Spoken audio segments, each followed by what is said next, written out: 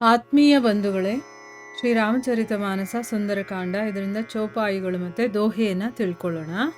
ಜಾಕೆ ಬಲ್ ಲವಲೇಸುತೆ ಜಿತೆಹು ಚರಾಚರ ಝಾರಿ ತಾಸು ದೂತ್ ಮೈ ಜಾಕರಿ ಹರಿ ಆನೆಹು ಪ್ರಿಯ ನಾರಿ जानहु मैं तुम्हारी प्रभुताई सहस बाहु सन परी लराई समर बाली सन करी जसु पावा सुनी कपि बचन बिहसी बिहरावा खायवु फल प्रभु लागी भूखा कपि सुभावते तोरेवु रूखा सबके देह परम प्रिय स्वामी मारहि मोहि कुमारग गामी जिन्ह मोहि मारा ते मैं मारे ते ही पर बांधेवु तनय तुम्हारे मोहि न कछु बांधे कई लाजा कीन्ह चाहवु निज प्रभु कर काजा बिनती करऊं जोरी कर रावन सुनहु मान तजी मोर सिखावन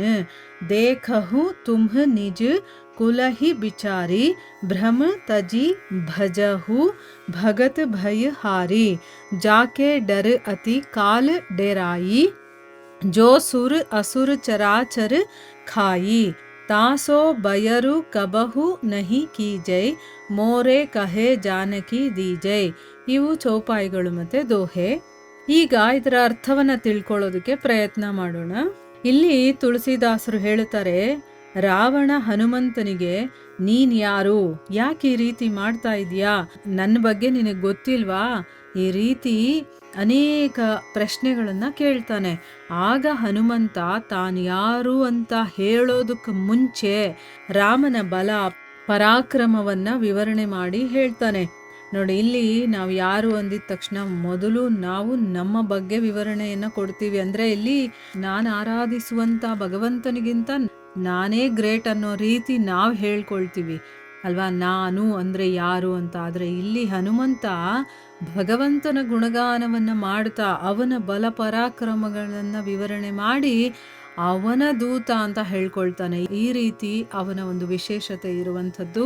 ಇಲ್ಲಿ ಅವನ ಪರಾಕ್ರಮಗಳನ್ನ ಹೇಳಿ, ನಿನ್ನ ಅಹಂಕಾರವನ್ನ ಮುರಿದಂತಹ ಶಿವನ ಕಠಿಣ ಕೋದಂಡ ಇದೆಯಲ್ಲ, ಅದನ್ನ ಯಾರು ಮುರಿದ್ರೋ, ಆಮೇಲೆ ರಾಜರ ಸಮೂಹದ ಗರ್ವಭಂಗ ಯಾರು ಮಾಡಿದ್ನೋ, ಆಮೇಲೆ ಯಾರು ಅತುಲನೀಯವಾದಂತಹ ಬಲಶಾಲಿಗಳಾದಂತಹ ಖರ, ದೂಷಣ, ತ್ರಿಶಿರ ಮತ್ತೆ ವಾಲಿಯನ್ನ ಸಂಹಾರ ಮಾಡಿದ್ನೋ, ಆಮೇಲೆ ಯಾರ ಲೇಷ ಮಾತ್ರ ಬಲದಿಂದ ನೀನು ಸಮಸ್ತ ಚರಾಚರ ಜಗತ್ತನ್ನ ಗೆದ್ದಿದ್ಯೋ, ಅಂದ್ರೆ ನೀನು ಗೆದ್ದಿದೆಯಲ್ಲ, ಆ ಒಂದು ಶಕ್ತಿ ಕೂಡ ಅವನಿಂದಾನೇ ಬಂದಿರುವಂಥದ್ದು. ಅಂದ್ರೆ ಅವನ ಶಕ್ತಿಯಿಂದಾನೇ ನೀನು ಇದನ್ನೆಲ್ಲ ಗೆದ್ದಿರುವಂಥದ್ದು. ಮತ್ತೆ ಯಾರ ಪ್ರಿಯ ಪತ್ನಿಯನ್ನ ನೀನು ಕದ್ದು ತಗೊಂಡು ಬಂದು ಇಟ್ಕೊಂಡಿದೀಯಲ್ಲ, ಅಂತಹ ಬಲದ ಪರಾಕ್ರಮ ಸಂಪನ್ನನಾದಂತಹ, ಅಂದ್ರೆ ಈ ಜಗತ್ತಲ್ಲಿ ಇರುವಂಥವ್ರು ಎಲ್ಲರಿಗೂ ಕೂಡ ಬಲವನ್ನ, ಶಕ್ತಿಯನ್ನ ಕೊಡುವಂಥವನು, ಅಂತ ಬಲ ಪರಾಕ್ರಮಗಳಿಂದ ಕೂಡಿರುವಂತಹ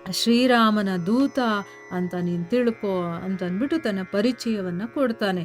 ಆಮೇಲೆ ಹೇಳ್ತಾನೆ, ರಾವಣ, ನಾನು ನಿನ್ನ ಪ್ರತಾಪವನ್ನು ಚೆನ್ನಾಗಿ ತಿಳ್ಕೊಂಡಿದ್ದೀನಿ. ಅಂದರೆ ನೀನು ಏನೇನೆಲ್ಲ ಮಾಡಿದ್ಯಾ ಅದೆಲ್ಲ ನನಗೆ ಗೊತ್ತಿದೆ. ಸಹಸ್ರ ಬಾಹುವಿನ ಜೊತೆ ನೀನು ಯುದ್ಧ ಮಾಡಿದ್ದೆ, ಮತ್ತೆ ವಾಲಿಯ ಜೊತೆ ಕೂಡ ನೀನು ಹೋರಾಡಿ ನೀನು ಕೀರ್ತಿಯನ್ನ ಗಳಿಸ್ಕೊಂಡಿದ್ಯಾ ಅಂತನ್ಬಿಟ್ಟು ಹೇಳ್ತಾ ಇದ್ದಾರೆ. ಅಂದ್ರೆ ಆ ಸಹಸ್ರ ಬಾಹುವಿನ ಜೊತೆ ನೀನು ಯುದ್ಧ ಮಾಡಿದ್ಯಲ್ಲ, ಅವರನ್ನ ಪರಶುರಾಮರು ಕೊಂದಿದ್ದಾರೆ. ಆ ಪರಶುರಾಮನನ್ನೇ ಶ್ರೀರಾಮ ಗೆದ್ದಿದ್ದಾನೆ. ಅಂದ್ರೆ ನೀನ್ ಯಾರ ಜೊತೆ ಯುದ್ಧ ಮಾಡಿ ಮೆರಿತಾ ಇದೆಯೋ, ಅಂದ್ರೆ ನಾನು ಅವನ ಜೊತೆ ಯುದ್ಧ ಮಾಡಿದ್ದೀನಿ ಅಂತ ಹೇಳ್ಕೊಳ್ತಾ ಇದೆಯೋ, ಅಂಥವರನ್ನ ಪರಶುರಾಮರು ಕೊಂದಿದ್ದಾರೆ. ಆ ಪರಶುರಾಮರನ್ನೇ ಗೆದ್ದಿದ್ದಾನೆ ನನ್ನ ರಾಮ ಅಂತನ್ಬಿಟ್ಟು ಆ ರಾಮನ ಒಂದು ಬಲಪರಾಕ್ರಮವನ್ನ ಹೇಳ್ತಾ ಇದ್ದಾನೆ. ಅಷ್ಟೇ ಅಲ್ಲ, ವಾಲಿ ನಿನ್ನನ್ನು ಕಂಕಳಲ್ಲಿ ಇಟ್ಕೊಂಡು ತಿರುಗ್ತಾ ಇದ್ದ. ಅಂದ್ರೇನು, ವಾಲಿ ಅಷ್ಟೊಂದು ಶೂರವೀರ. ಅಂತಹ ವಾಲಿಯನ್ನು ಕೂಡ ಒಂದೇ ಒಂದು ಬಾಣದಿಂದ ಕೊಂದಿದ್ದಾನೆ ಶ್ರೀರಾಮ ಅಂತನ್ಬಿಟ್ಟು ಹೇಳ್ತಾ ಇದ್ದಾನೆ. ಅಂದರೆ ಅಂಥ ಶ್ರೀರಾಮನ ದಾಸ ನಾನು ಅಂತನ್ಬಿಟ್ಟು ಹೇಳ್ತಾ ಇದ್ದಾನೆ. ರಾವಣ ಹನುಮಂತನ ಮರ್ಮಗರ್ಭಿತವಾದಂತಹ ಮಾತನ್ನ ಕೇಳಿ ಕೂಡ ಕೇಳದೆ ಇರೋ ಹಾಗಿರ್ತಾನೆ.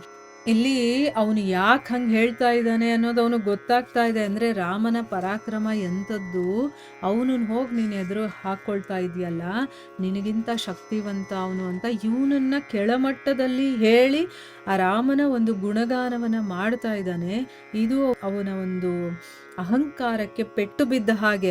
ಆದರೂ ಇವನು ಹೇಳ್ತಾ ಇರುವಂಥ ಒಂದು ಗೂಢ ಅರ್ಥಗಳಿರುವಂಥ ಮಾತುಗಳನ್ನು ಕೇಳಿದ್ರೂ ಕೂಡ ಅವನು ಕೇಳಿಸ್ಕೊಳ್ದೇ ಇರೋ ಹಾಗಿರ್ತಾನೆ. ಹನುಮಂತ ತನ್ನ ಮಾತನ್ನು ಮುಂದುವರಿಸ್ತಾನೆ. ಅವನು ಹೇಳ್ತಾನೆ, ಓ ರಾಕ್ಷಸ ರಾಜನೇ, ಅಂದರೆ ಇಷ್ಟೊತ್ತವರೆಗೂ ಅವನು ನೀನು ಯಾರು ಅಂತ ಪ್ರಶ್ನೆ ಕೇಳಿರ್ತಾನಲ್ಲ, ಅದಕ್ಕೆ ಉತ್ತರ ಕೊಟ್ಟ. ಆಮೇಲೆ ನೀನು ಯಾರ ಒಂದು ಬಲದಿಂದ ಈ ರೀತಿ ಎಲ್ಲ ಮಾಡ್ತಾ ಇದೀಯಾ ಅಂತ ಕೇಳಿರ್ತಾನೆ.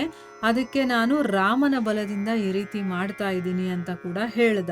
ನಾನಷ್ಟೇ ಅಲ್ಲ, ಈ ಜಗತ್ತಲ್ಲಿ ಇರೋರೆಲ್ಲರೂ ಕೂಡ ಅವನ ಶಕ್ತಿಯನ್ನ ಪಡ್ಕೊಂಡೇ ಇದನ್ನೆಲ್ಲ ಮಾಡ್ತಾ ಇರೋದು. ನೀನೂ ಕೂಡ ಅವನ ಶಕ್ತಿಯಿಂದಾನೆ ಇವರನ್ನೆಲ್ಲರನ್ನೂ ಕೂಡ ನೀನು ಗೆದ್ದಿರೋದು ಅಂತ ಕೂಡ ಹೇಳ್ತಾನೆ.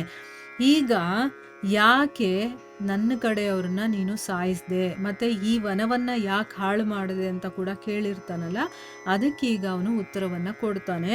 ಏನು ಹೇಳ್ತಾನವನು, ಓ ರಾಕ್ಷಸ ರಾಜನೇ, ನನಗೆ ತುಂಬ ಹಸುವಾಗಿತ್ತು, ಅದಕ್ಕೋಸ್ಕರ ನಾನು ಹಣ್ಣನ್ನ ತಿಂದೆ. ಮತ್ತೆ ನಾನು ಯಾರು, ಒಬ್ಬ ವಾನರ. ನನ್ನ ಸ್ವಭಾವದ ಹಾಗೆ ನಾನು ಮರಗಳನ್ನೆಲ್ಲ ಮುರಿದು ಹಾಕ್ತೆ. ನನ್ನ ಸ್ವಭಾವನೇ ಹಾಗೆ, ಮರಗಳನ್ನು ಮುರಿಯೋದು. ರಾಕ್ಷಸೇಶ್ವರ ದೇಹ ಎಲ್ಲರಿಗೂ ಕೂಡ ಪರಮ ಪ್ರಿಯವಾಗಿರುತ್ತೆ. ಕುಮಾರ್ಗಗಾಮಿಗಳಾದಂತಹ ಅಂದ್ರೆ ಏನು, ನಿನ್ನ ಕಡೆಯವ್ರು ಇದಾರಲ್ಲ, ಅವರು ತುಂಬಾನೇ ಕೆಟ್ಟದಾಗಿ ನನ್ನ ಜೊತೆ ನಡ್ಕೊಂಡ್ರು. ಅವರು ನನಗೆ ಹೊಡೆದ್ರು. ನಾನು ಹಣ್ಣನ್ನು ತಿನ್ನೋದಕ್ಕೆ ಹೋದಾಗ ಆಗ ನಾನು ಕೂಡ ಅವರನ್ನು ಹೊಡೆದೆ. ಆಗ ನಿನ್ನ ಮಗ ಬಂದು ನನ್ನನ್ನು ಬಂಧಿಸಿದಾನೆ. ಆದರೆ ಈ ರೀತಿ ನಾನು ಬಂಧನಕ್ಕೆ ಒಳಗಾದ್ನಲ್ಲ, ಅದಕ್ಕೋಸ್ಕರ ನನಗೇನು ನಾಚಿಕೆ ಇಲ್ಲ. ಈಗ ಯಾರಾದರೂ ನಮ್ಮನ್ನು ಬಂಧಿಸ್ಬಿಟ್ರೆ ನಮಗೆ ಅಯ್ಯೋ ನಾನು ಅವ್ರಿಗಿಂತ ಕಡಿಮೆ ಶಕ್ತಿವಂತ, ಆ ರೀತಿ ನಾವು ಯೋಚನೆ ಮಾಡಿ ನಾವು ನಾಚಿಕೆ ಪಟ್ಕೊಳ್ತೀವಿ, ಅವನಿಂದ ನಾನು ಸೋತೋದ್ನಲ್ಲ ಅಂತಂದ್ಬಿಟ್ಟು. ಆದರೆ ಇಲ್ಲಿ ನಿನ್ನ ಮಗ ಬಂದು ನನ್ನನ್ನು ಬಂಧಿಸಿದ್ನಲ್ಲ, ಅದಕ್ಕೆ ನನಗೇನು ನಾಚಿಕೆ ಆಗ್ತಾ ಇಲ್ಲಪ್ಪ. ಯಾಕೆ ಅಂತಂದರೆ ನಾನು ನನ್ನ ಸ್ವಾಮಿಯ ಕೆಲಸವನ್ನು ಮಾಡಬೇಕು ಅಂತ ಇಷ್ಟಪಡ್ತೀನಿ. ಅವನಿಗೋಸ್ಕರ ನಾನು ಏನು ಬೇಕಾದರೂ ಸಹಿಸ್ಕೊಳ್ತೀನಿ ಅಂತ ಹೇಳ್ತಾ ಇದ್ದಾನೆ. ಇಲ್ಲೂ ಕೂಡ ನಾವು ತಿಳ್ಕೋಬೇಕಾಗಿರುವಂಥ ಒಂದು ವಿಷಯ ಇದೆ. ಏನು ಅಂತಂದರೆ, ಭಗವಂತನ ಕೆಲಸಗಳನ್ನು ಮಾಡಬೇಕಾದ್ರೆ, ಸಾಧನೆಗಳನ್ನು ಮಾಡಬೇಕಾದ್ರೆ ಬೇಕಾದಷ್ಟು ಅಡೆತಡೆಗಳು ಬರುತ್ತೆ. ನಮ್ಮನ್ನು ಕೀಳಾಗಿ ನೋಡುವಂಥವ್ರು ಇರ್ತಾರೆ, ನಾವು ಮಾಡ್ತಾ ಇರೋದನ್ನ ಕೀಳು ಅಂತ ಹೇಳೋರು ಇರ್ತಾರೆ. ಅದರ ಕಡೆ ಎಲ್ಲ ನಾವು ತಲೆ ಕೆಡಿಸ್ಕೊಳ್ಳೋಕ್ಕೆ ಹೋಗಬಾರ್ದು. ನಮ್ಮ ಒಂದು ಸಾಧನೆ, ನಮ್ಮ ಕೆಲಸ ಏನಿದೆ, ನಮ್ಮ ಸೇವೆ ಏನಿದೆಯೋ ಅದನ್ನು ಆದಷ್ಟು ಚೆನ್ನಾಗಿ ಮಾಡೋದಕ್ಕೆ ಏನೇನೆಲ್ಲ ನಾವು ಸಹಿಸ್ಕೊಳ್ಬೇಕಾಗಿ ಬಂದರೂ ಕೂಡ ನಾವು ಯೋಚನೆ ಮಾಡಬಾರ್ದು. ನಮ್ಮ ಮನಸ್ಸಲ್ಲಿ ನಾನು ಭಗವಂತನ ಕೆಲಸವನ್ನು ಮಾಡ್ತಾ ಇದ್ದೀನಿ ಅನ್ನೋದು ಮಾತ್ರ ಇರಬೇಕು. ಅಲ್ಲಿ ನಮ್ಮ ಅಹಂಕಾರಕ್ಕೆ ಪೆಟ್ಟು ಬಿತ್ತು ಅಂತ ಬೇಜಾರು ಮಾಡ್ಕೊಳ್ಳೋದು, ಕೋಪ ಮಾಡ್ಕೊಳ್ಳೋದು, ಇದ್ಯಾವುದೂ ಇರಬಾರ್ದು. ಏನೇ ಕಷ್ಟ ಬಂದರೂ ನನ್ನ ಕೆಲಸ ನಾನು ಅಚ್ಚುಕಟ್ಟಾಗಿ ಮಾಡಬೇಕು. ನನ್ನ ಸಾಧನೆಯನ್ನು ಯಾವತ್ತೂ ಕೂಡ ನಾನು ಬಿಡಬಾರ್ದು. ಆ ರೀತಿ ಮಾಡ್ಕೊಂಡು ಹೋಗಬೇಕು. ನೋಡಿ, ಇಲ್ಲಿ ಹನುಮಂತ ಕೂಡ ಹೇಳ್ತಾ ಇದ್ದಾನೆ, ನನಗೆ ನೀನು ಬಂಧಿಸಿರೋದು ನನಗೇನು ಬೇಜಾರಿಲ್ಲ. ನನ್ನ ರಾಮನ ಕೆಲಸವನ್ನು ನಾನು ಮಾಡಬೇಕು ಅಂತ ತುಂಬ ಇಷ್ಟಪಡ್ತೀನಿ. ರಾವಣ, ಕೈ ಜೋಡಿಸಿ ನಾನು ನಿನ್ನಲ್ಲಿ ಪ್ರಾರ್ಥನೆ ಮಾಡ್ಕೊಳ್ತೀನಿ. ನಿನ್ನ ಈ ದುರಭಿಮಾನ ಇದೆಯಲ್ಲ, ಅದನ್ನು ಬಿಟ್ಟು ನನ್ನ ಒಂದು ಬುದ್ಧಿವಾದವನ್ನು ನೀನು ಕೇಳು. ನಾನು ಹೇಳ್ತಾ ಇರೋದನ್ನು ಕೇಳು. ನೀನು ನಿನ್ನ ವಂಶದ ಬಗ್ಗೆ ವಿಚಾರ ಮಾಡಿ ನೋಡು. ಎಂಥ ವಂಶದಲ್ಲಿ ಹುಟ್ಟಿದೀಯ ನೀನು. ಈ ಭ್ರಾಂತಿಯನ್ನು ಬಿಟ್ಟು ಭಕ್ತ ಭಯಹಾರಿಯಾದಂತಹ, ಅಂದರೆ ಭಕ್ತರಿಗೆ ಏನಾದರೂ ಭಯಗಳಿದ್ರೆ ಅದನ್ನು ದೂರ ಮಾಡುವಂಥವನು. ನಿನ್ನ ಒಂದು ಭಯ ಏನಿದೆಯೋ ಅದನ್ನು ಕೂಡ ದೂರ ಮಾಡ್ತಾನೆ. ಅವನು ಭಕ್ತನಾಗು ನೀನು. ಆ ಭಗವಂತನಾದಂತಹ ಶ್ರೀರಾಮಚಂದ್ರನನ್ನು ಭಜಿಸು. ಸುರಾಸುರರನ್ನು, ಸಮಸ್ತ ಚರಾಚರ ಜಗತ್ತನ್ನೂ ಕೂಡ ನುಂಗುವಂತಹ ಕಾಲ ಇದೆಯಲ್ಲ, ಅದೂ ಕೂಡ ಆ ರಾಮನನ್ನು ನೋಡಿದ್ರೆ ಭಯ ಪಡುತ್ತೆ. ಅಂತಹ ಶ್ರೀರಾಮಚಂದ್ರ ಪ್ರಭುವಿನ ಜೊತೆ ನೀನು ವೈರತ್ವವನ್ನು ಕಟ್ಕೋಬೇಡ. ಯಾರನ್ನೂ ಬಿಡೋದಿಲ್ಲ ಕಾಲ. ಅಂಥ ಕಾಲವನ್ನೇ ನುಂಗುವಂಥವನು ಆ ಭಗವಂತ. ಅವನ ವೈರತ್ವವನ್ನು ಮಾಡ್ಕೋಬೇಡ ನೀನು. ನನ್ನ ಮಾತನ್ನು ಕೇಳಿ ನೀನು ಜಾನಕಿ ದೇವಿಯನ್ನು ಶ್ರೀರಾಮನಿಗೆ ಒಪ್ಪಿಸ್ಬಿಡು ಅಂತಂದ್ಬಿಟ್ಟು ಇಲ್ಲಿ ಬುದ್ಧಿವಾದವನ್ನು ಹೇಳ್ತಾ ಇದ್ದಾನೆ. ರಾವಣ ನಿಜವಾಗ್ಲೂ ಅವನ ಮಾತನ್ನು ಕೇಳ್ತಾನ ಇಲ್ವಾ ಅನ್ನೋದನ್ನ ನಾವು ಮುಂದಿನ ಭಾಗದಲ್ಲಿ ತಿಳ್ಕೊಳ್ಳೋಣ. ಹರೇ ಕೃಷ್ಣ.